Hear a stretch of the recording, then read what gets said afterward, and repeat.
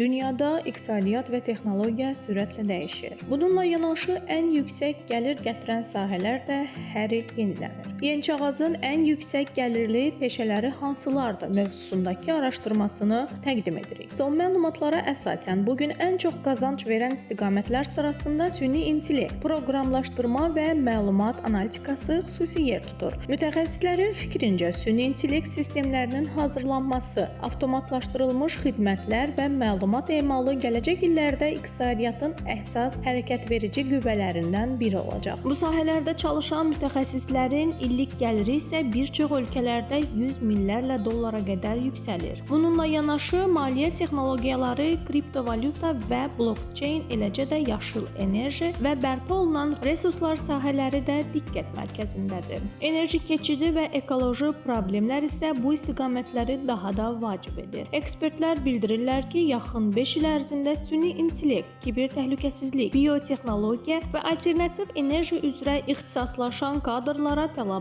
ən azı 2 dəfə artacaq. Azərbaycan da bu trendlərdən kənarda qalmır. Ölkədə rəqəmsal texnologiyaların, startapların və yaşıl enerjinin inkişafı üçün müxtəlif layihələr həyata keçirilir. Mütəxəssislər hesab edir ki, bu istiqamətlərdə təhsil alan gənclər yaxın gələcəkdə yüksək maaşlı işlərə sahib ola biləcəklər.